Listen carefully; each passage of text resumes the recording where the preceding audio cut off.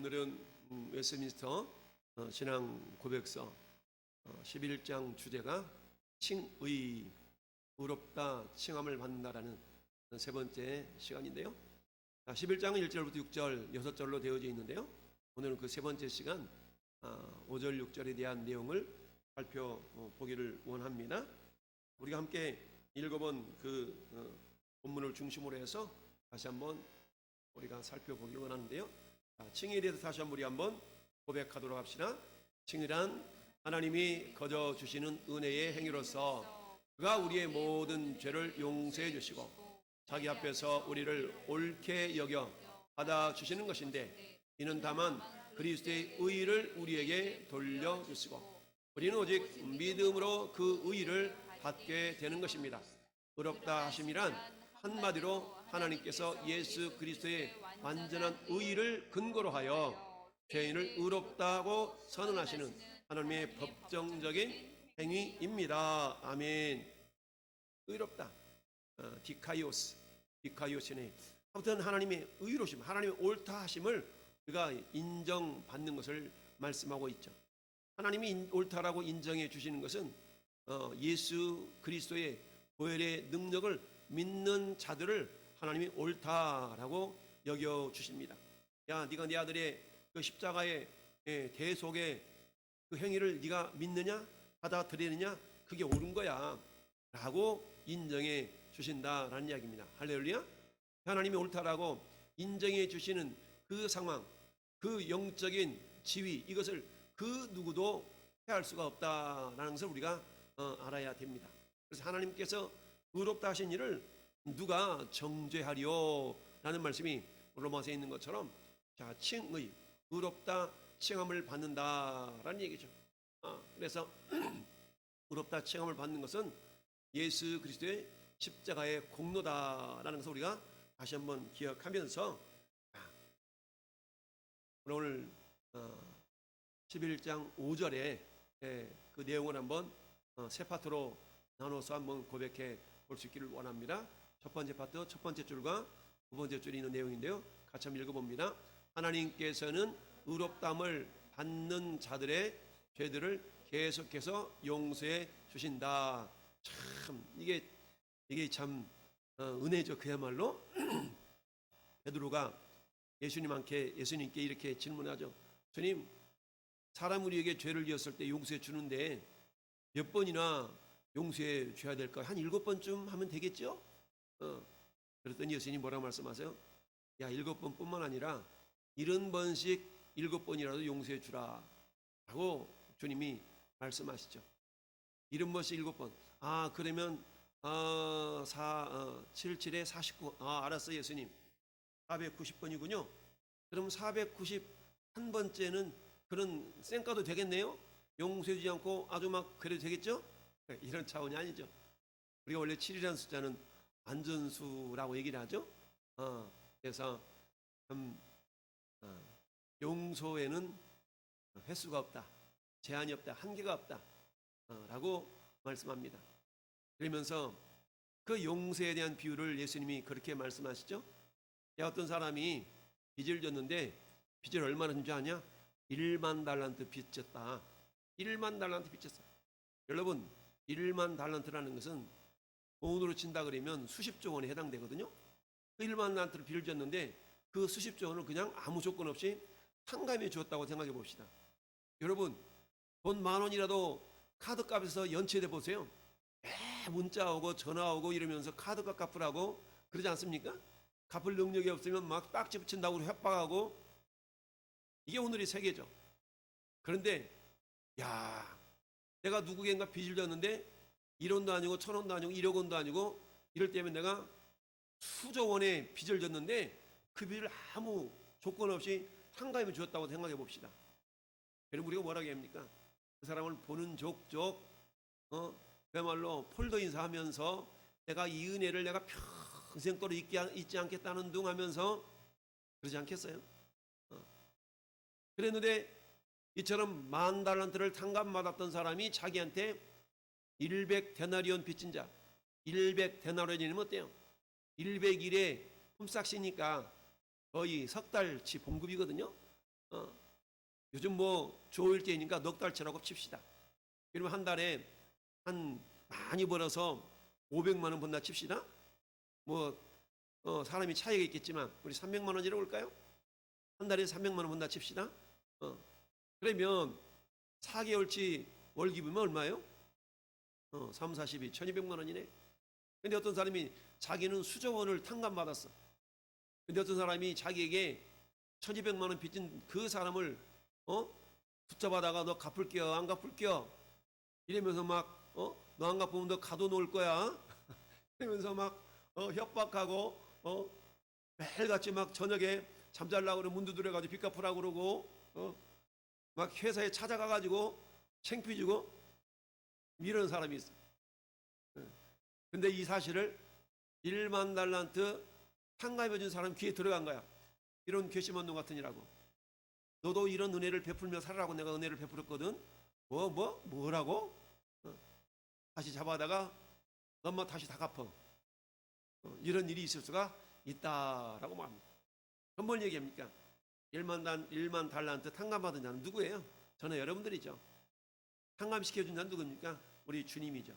우리 하나님께서 저나 여러분들이 여러분 수조원 1조 원은 뭐야? 여러분 평생토록 100억 원 빚졌다고 쳐봅시다. 100억 원? 아니 1000만 원이라는 빚도 갚기가 얼마나 어렵습니까? 그런데 수조원을 탕감해 주었으니까 그건 인간의 능력으로 행할 수 없는 거잖아. 인간의 능력으로 갚을 길이 없는 겁니다.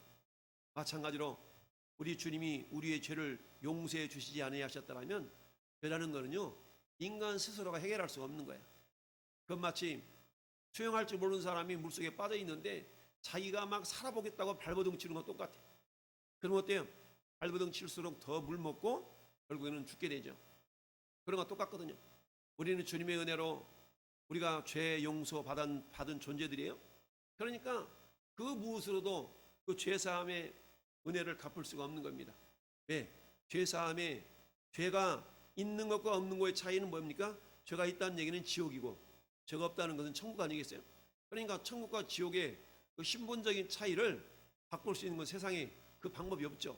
오직 예수님의 십자가의 보혈의 능력만이 우리를 저 지옥에서 천국으로 바꿀 수 있는 능력 아니겠어요? 할렐루야. 우리는 그런 은혜를 덧입은 자들이라라는 얘기입니다. 그런데 이것은 어때요? 우리가 믿음으로 가능하게 됐다는 얘기죠.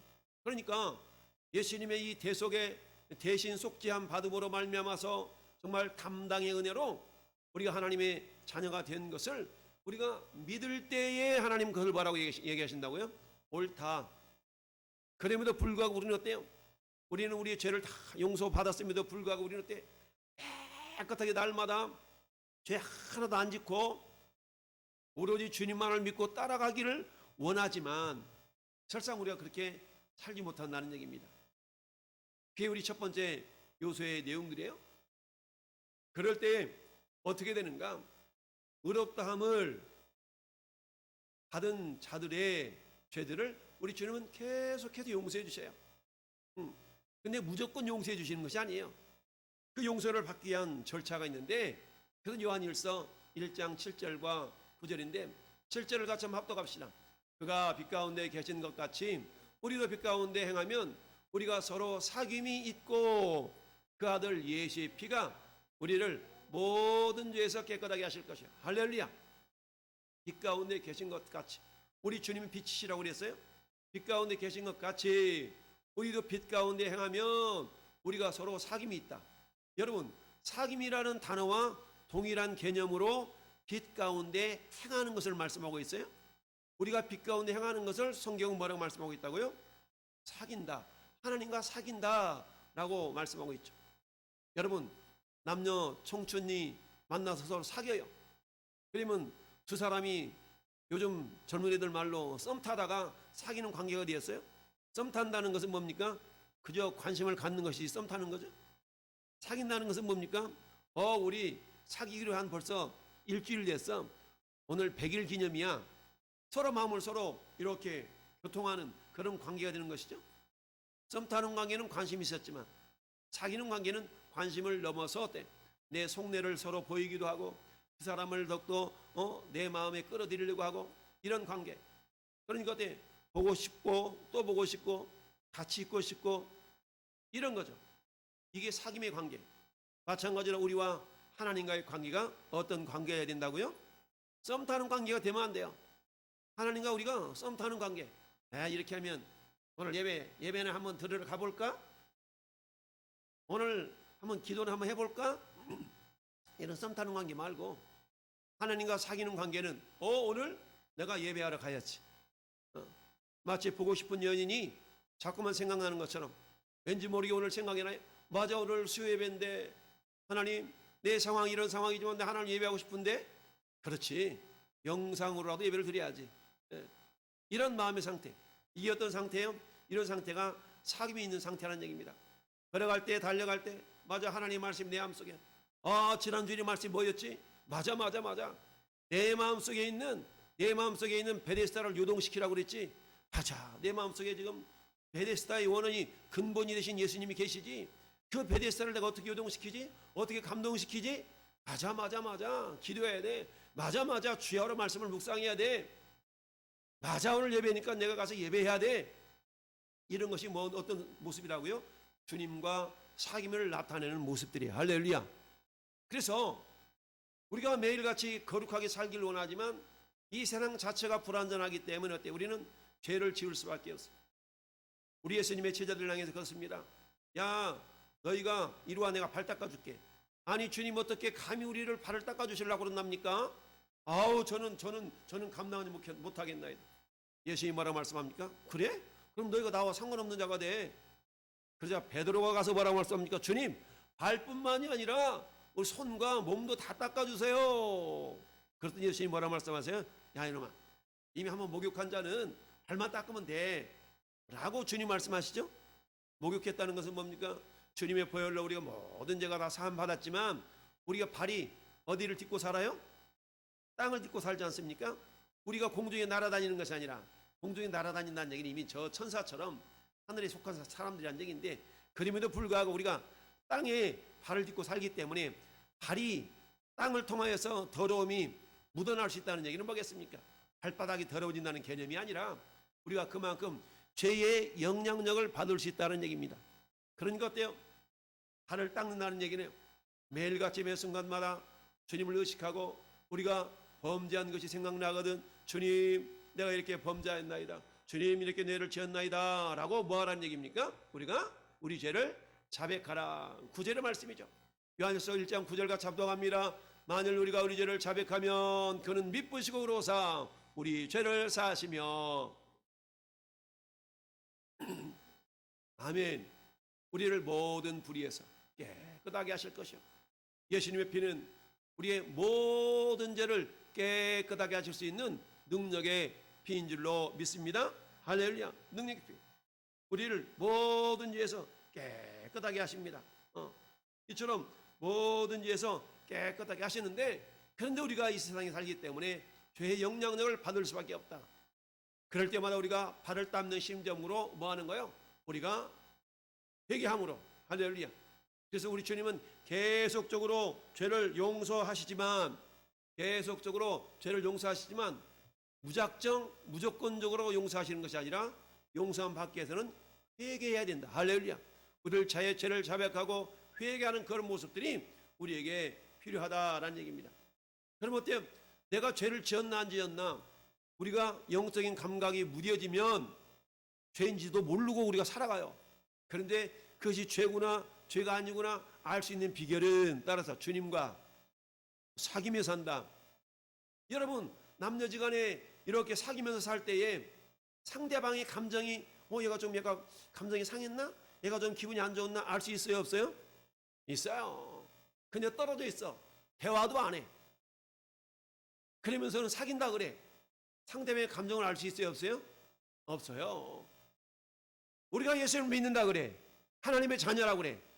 하나님과 그냥 떨어져 있어. 맨날 성경을 보기를 하나, 기도를 하기를 하나, 예배 자리에 예배자로 나오기를 하나, 이런 게 없어.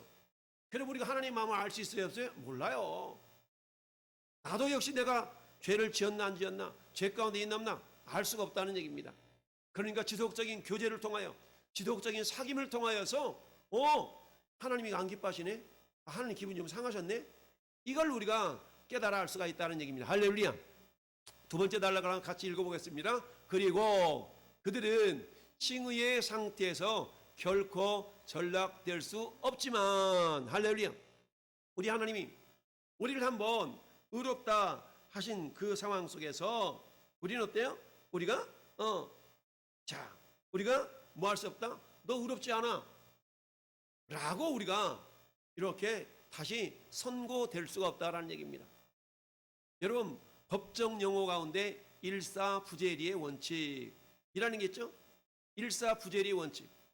동일한 사건을 가지고 동일한 내용을 가지고 법정에서 판사가 이렇게 판결을 딱 내린 걸 가지고 다시 그걸 가지고 다시 한번 그걸 또 이렇게 판결을 내릴 수가 없다라는 거 아니겠어요? 일사부재리의 원칙. 이런 것처럼 하나님은 우리를 의롭다라고, 예수님의 보혈을 믿는 우리를 의롭다라고 한번 인정하시면, 우리가 조금 연약해서 범죄한다 할지라도 너 이거 죄 지었으니까 너 의롭지 않아 라고 하나님은 그걸 취소하지 않는다는 겁니다. 할렐루야. 우리를 취소할 수가 없어요. 그것을 하나님의 영원하신 사랑이라고 표현하는데, 이 말씀을 우리가 이렇게 한번 확인해 볼 수가 있습니다. 자, 누가복음 22장 32절 같이 읽어봐요. 시작. 너는 돌이킨 후에 내 형제를 굳게 하라. 아멘. 여러분, 베드로는 주님의 수제자였어요. 수제자, 가장 먼저 가는 제자였어요. 교회들로 말하면 장로님 가운데 수석장로, 이런 사람이었어요. 그랬는데 베드로가 어때요? 예수님을 3번씩이나 부인하잖아요. 그러니까 베드로 부인했으니까 너는 의롭지 않아 이렇게 말씀하시는 게 아니라, 예수님이 베드로를 위해서 뭐 하랬어요? 네가 떨어지지 않도록 내가 너를 위해서 도고기도 중보기도 했어. 이렇게 말씀하시죠. 자, 사단이 밀 까부르듯이 까불러 가지고 뭐 하도록? 미림에서 떠나도록 자꾸 까부르는 거예요. 키질한다는 얘기입니다. 그래서 먼지가 거슬러 나가는 것처럼 주님 안에 떨어져 나갈수록 계속 키질한다는 얘기죠. 그럴 때마다 우리 주님은 어때? 지금도 하늘 보좌 우편에서 우리를 내치니 중보하고 계시는 줄을 믿습니다. 그 기도 때문에 우리 안에 어떤 마음이 생기는 거예요? 회개할 마음이 생기는 겁니다. 할렐루야. 그래서 기도하였노니 너는 돌이킨 후에 내 형제를 굳게 하라. 그래서 우리의 의로움 자체는 우리 하나님께서 선언하신 것이기 때문에 이제 취소될 수가 없다는 얘기죠. 왜요? 그런 하나님은 어제나 오늘이 영원토록 동일하신 하나님이시기 때문입니다. 할렐루야. 그래서 요한복음 10장 28절도 같이 읽어봐요. 내가 그들에게 영생을 주노니 영원히 멸망하지 아니할 것이요 또 그들을 내 손에서 빼앗을 자가 없느니라. 아멘. 영원한 생명을 주는데 영원히 멸망하지 않는다. 여러분, 의로운 자들에게 주시는 하나님의 놀라운 은혜가 뭡니까? 영생 아니겠습니까? 영생. 그 영원한 생명인데 그 영원한 생명을 어때? 그 누구도 빼앗을 수가 없다는 얘기입니다. 그래서 어때요?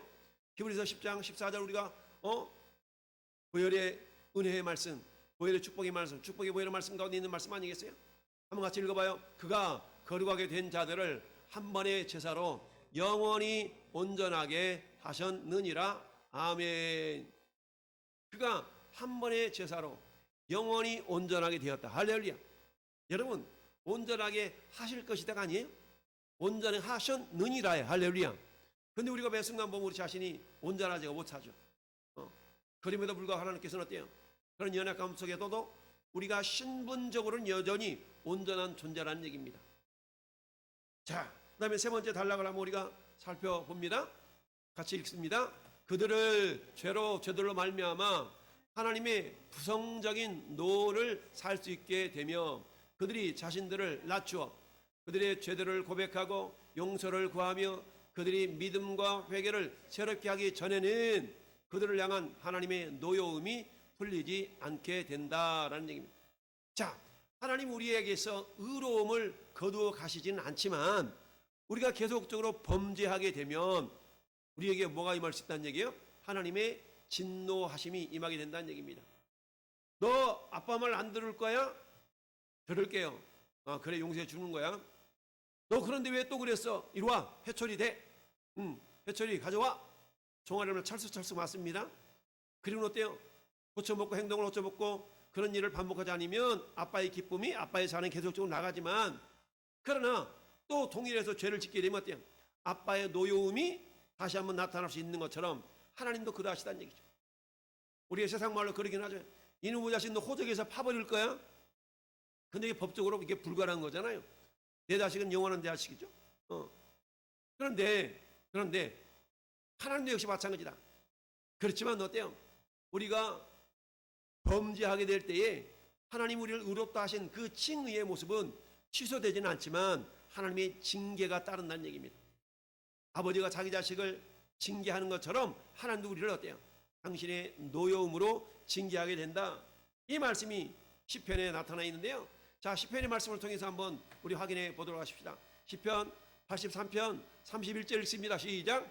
내 율례를 깨뜨리며 내 계명을 지키지 아니하면 내가 회초리로 그들의 죄를 다스리며 채찍으로 그들의 죄악을 벌하리로다. 그러나 나의 인자함을 그에게서 다 거두지는 아니하며 나의 성실함도 패하지 아니하며 내 언약을 깨뜨리지 아니하고 내 입술이 낸 것은 변하지 아니하리로다. 아멘. 할렐루야.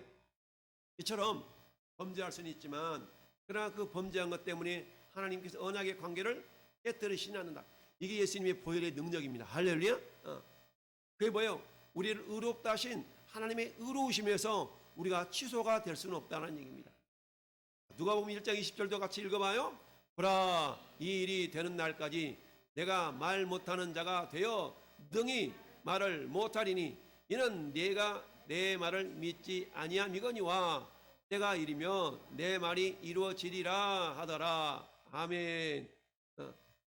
여러분, 자, 세례 요한의 아버지가 하나님께서 엘리사벳에게 잉태해 주시고 자식을 주신다고 이걸 못 믿잖아요. 그러니까 어때요? 엘리사벳의 아버지가 그야말로 벙어리가 되지 않습니까? 내 말이 이루어질 때까지 너는 벙어리 될 거야. 믿지 않았기 때문에. 믿지 않는 것이 죄 아니겠어요? 불신의 죄 때문에 세례 요한의 아버지에게는 고난이 임한 거예요. 근데 그 고난이 언제까지? 하나님의 말씀이 이루어질 때까지. 그 기간 동안 어떤 기간입니까? 회개의 기간입니다. 할렐루야. 이스라엘 백성들이 하나님을 신뢰하지 못하고 원망하고 불평하는 그런 죄를 지었기 때문에 출애굽 1세대가 어때요? 광야에서 다 멸망당하는 그런 고난을 겪게 되는 거 아니겠어요? 그렇지만 어때요? 그들이 다 멸망당할 것이라고 얘기했던 그들의 자녀들은 결국 어때요? 부모님들의 잘못 때문에 자녀들 세대들이 우리는 그러지 말아야지 회개의 모습을 보였기 때문에 결국 어때요? 하나님의 은혜로 가나안 땅에 들어가는 그런 복을 받게 된 것과 동일하다라는 이야기입니다. 할렐루야. 자, 11장 6절 말씀 같이 읽어봅니다. 구약시대의 성도들의 칭의는 신약시대의 성도들의 칭의와 모든 면에서 똑같다. 할렐루야. 여러분, 그러면 어떻게 의롭다 함을 받을 수 있는 거예요? 구약시대나 신약시대나 의롭다 함을 받는 방법은 똑같다. 그 어떻게 받는가? 갈라디아서 3장 9절 시작. 그러므로 믿음으로 말미암는 자는 믿음이 있는 아브라함과 함께 복을 받느니라. 아멘. 구약시대 아브라함이 어떻게 복을 받았어요? 믿음으로 복을 받았어요. 신약시대 우리가 어떻게 복을 받을 수 있어요? 믿음으로 복을 받을 수 있다. 할렐루야. 그러니까 구약이나 신약이나 믿음으로 하나님의 복을 받는 방법이 똑같다. 그럼 복을 받는다는 얘기는 뭐겠습니까? 의로운 자가 되어져야만이 복을 받죠. 의롭게 되어져야만이 하나님 복을 주시죠. 그러니까 의롭게 되는 것은 구약이냐 신약이나 똑같아. 무엇으로? 믿음으로 된다라는 얘기입니다. 자, 13절 14절도 같이 읽어봅니다. 그리스도께서 우리를 위하여 저주를 받은 바 되사 율법의 저주에서 우리를 속량하셨으니 기록된 바 나무에 달린 자마다 저주 아래 있는 자라 하였음이니라. 이는 그리스도 예수 안에서 아브라함의 복이 이방인에게 미치게 하고 또 우리로 하여금 믿음으로 말미암아 성령의 약속을 받게 하려 함이니라. 아멘. 그러니까 구약시대에 의로워지는 방법이나 신약시대에 의로운 방법은 똑같은 겁니다. 무엇을 통하여? 메시아인 그리스도를 믿음으로 말미암아서 우리가 의롭게 된다라는 얘기입니다. 그러니까 오늘날 우리가 의로워진 것은 예수 그리스도의 대속의 사역을 믿음으로 우리가 의롭게 된 것이죠. 할렐루야. 그 믿음 때문에 아브라함이 받았던 복을 우리도 같이 받을 수가 있다라는 얘기입니다. 자, 로마서 4장도 한번 같이 읽어봅시다. 그러므로 그것이 그에게 의로 여겨졌느니라. 그에게 의로 여겨졌다 기록된 것은 아브라함을 위한 것이 아니요 의로 여기심을 받을 우리도 위함이니 곧 우리 주 예수를 믿는 자 가운데 죽은 자를 가운데서 살리신 이를 믿는 자니라. 아멘.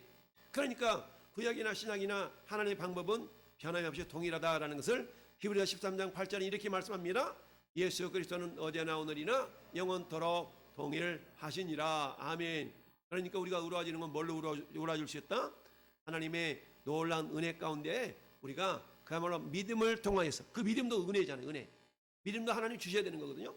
그래서 은혜의 믿음을 통해서 우리가 의롭다함을 받을 수가 있다라는 얘기입니다.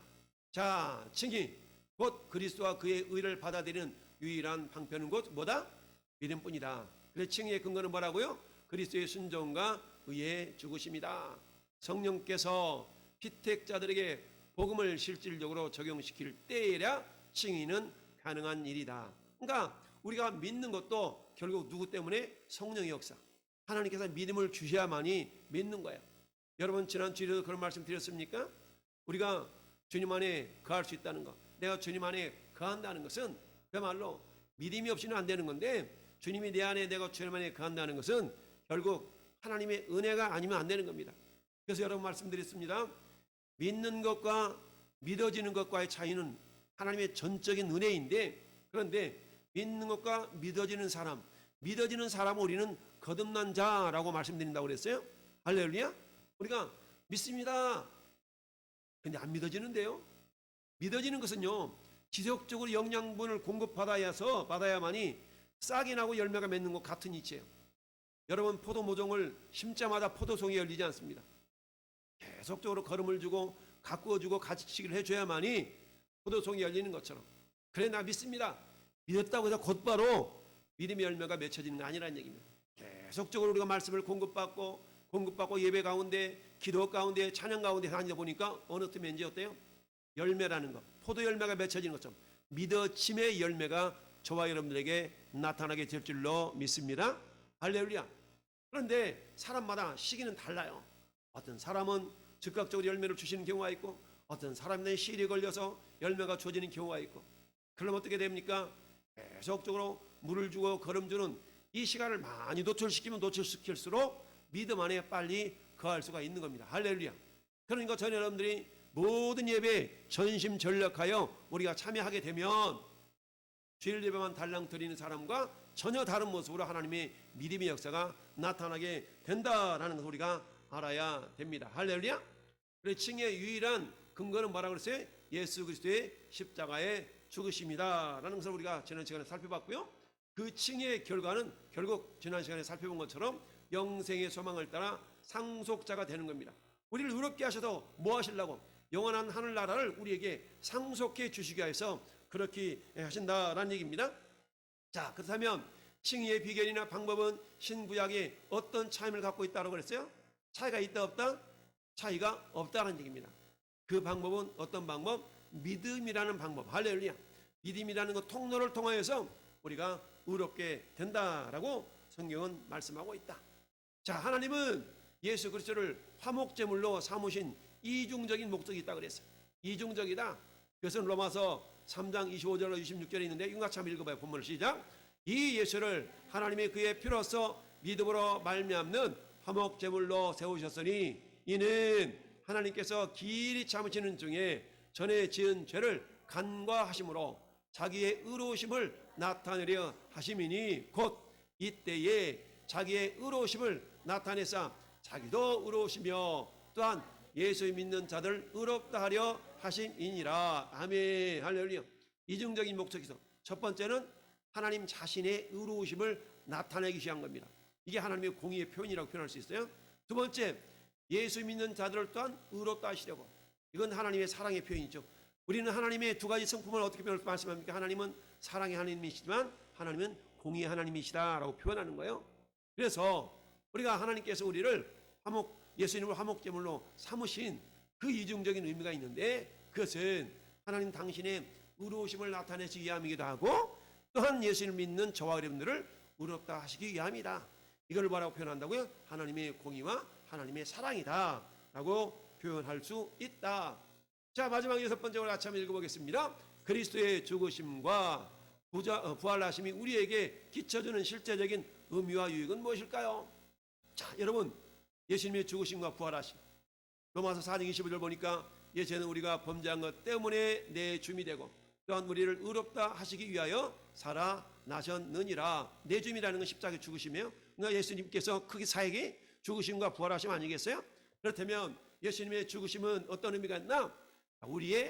우리가 우리 죄인 대신에 죽으심, 대속이라고 얘기하면 대속의 은혜. 예수님이 우리를 대신해서 죄를 속했다. 이걸 갖다 대속 제물, 이걸 화목 제물이라고 표현한 겁니다. 그래서 십자가는 대속의 은혜의 의미가 있는 거고, 그다음에 주님의 부활하심은 우리가 칭의를 얻게 된 겁니다. 우리가 의로워지니까 의로운 자를 주님 뭐라고 하셨어요? 양자 삼으시죠. 우리를 주님이 양자 삼으신 거예요. 그리고 어때요? 양자 삼는다는 말은 수양이라는 말과 같은 개념이에요. 그래서 수양의 은혜, 양자 삼으심의 은혜, 대속의 은혜가 우리가 주님의 십자가와 부활하심이 있다라는 얘기입니다.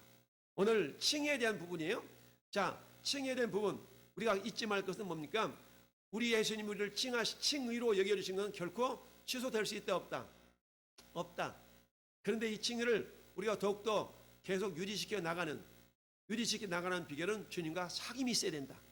이 사귐이라는 것은 기도와 찬양과 말씀, 예배 이런 것들을 통해서 주님과 사귀는 한 모습들이에요. 그런데 이런 사귐이 없으면 마귀는 우리 마음 가운데서 죄를 짓게 만들어요.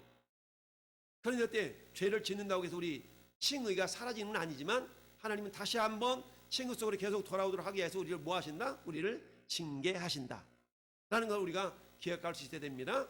그럴 때 우리가 회개하고 돌아오면 징계 기간이 짧아지지만 회개하지 않고 계속적으로 죄를 범하게 되면 징계 기간이 늘어난다 라는 걸 기억하면서 오늘도 우리는 주님과 사귀는 자로, 주님과 사귐이 있는 자로 살아감으로 말미암아서 하나님 우리에게 주신 놀라운 그 은혜, 대속의 은혜와 우리가 양자됨으로 말미암아서 하나님의 자녀됨으로 말미암아서 영원한 하늘나라를 상속받는 자가 되었다라는 그런 확신의 사람이 저와 여러분들로 믿습니다.